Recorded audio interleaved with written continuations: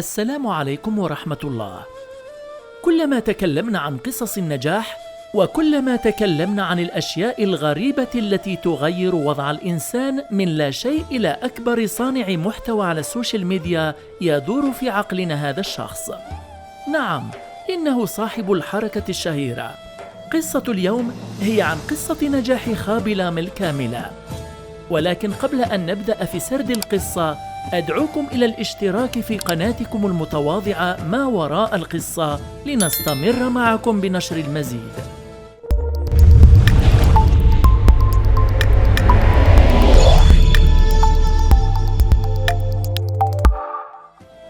خابلام نجم التيك توك والإنستغرام، الشاب الذي وصل لقلوب الملايين بخفة ظله وبساطته، ومن دون أن ينطق بكلمة واحدة خلال مقاطع الفيديو التي ينشرها.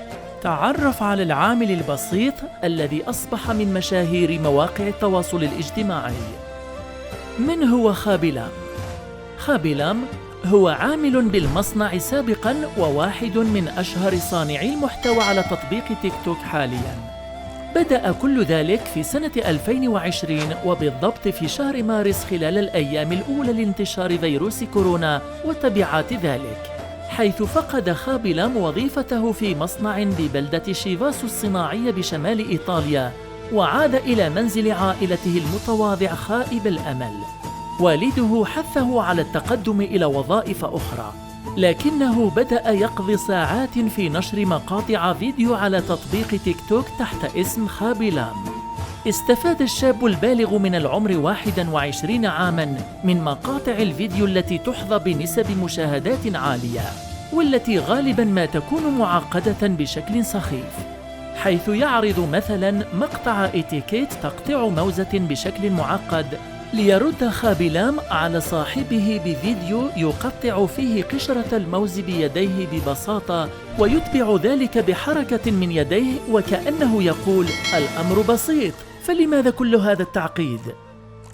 لاقى خابلام إعجاباً شديداً من متابعي مواقع التواصل الاجتماعي، رغم أنه لا ينطق بكلمة في هذه الفيديوهات، فقط يفعل شيئاً ما ببساطة ويتبعه بحركة يديه التي أصبحت سمة رئيسية في أغلب مقاطع الفيديو التي ينشرها. بدايات خابلام وكيف بدأ التصوير. منشوراته الأولى كانت في الغالب باللغة الإيطالية، ويصحبها بترجمة، وفي بعض الأحيان لم يتحدث بلغته الأصلية بلكنة الشمال.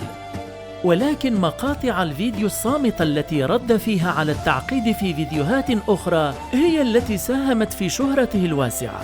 خابلام لديه ما يزيد عن 30 مليون متابع على صفحته الرسمية على إنستغرام، وما يزيد عن 100 مليون متابع على تطبيق تيك توك. تعليقات خابلام على مقاطع الفيديو التي ينشرها. قال خابي تعليقاً على ما يقدمه: وجهي وتعبيراتي هي التي تجعل الناس يضحكون. ردود أفعاله الصامتة هي لغة عالمية.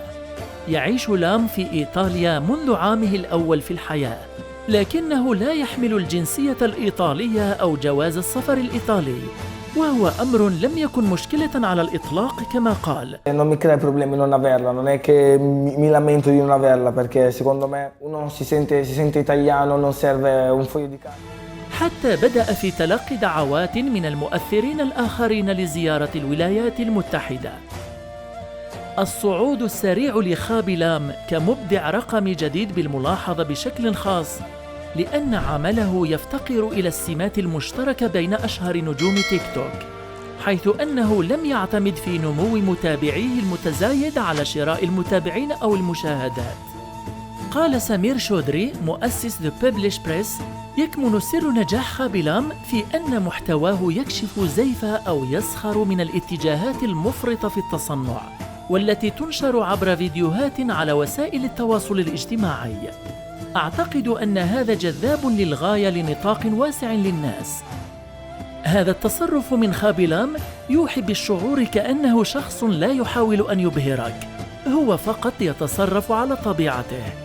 أعلن خابلام مع الزيادة المدهشة في أعداد متابعيه أن مقاطع الفيديو التي ينشرها أصبحت وظيفة بدوام كامل الآن، حيث أنه متفرغ لها تماماً. صفحات خابلام على مواقع التواصل الاجتماعي. يدير معجبو خابلام صفحات له باللغات الإنجليزية، الألمانية والعربية والبرتغالية والإسبانية وغيرها. كما اتصل به مستخدمو يوتيوب المشهورون بما في ذلك كينج باش من أجل التعاون معه. وفي الختام نتمنى أن تكونوا قد استمتعتم بهذه القصة الشيقة، فلا تنسوا أن تدعموني بلايك للفيديو والاشتراك في القناة لنصل إلى الرقم الذي وصل إليه خابلام. والسلام عليكم ورحمة الله.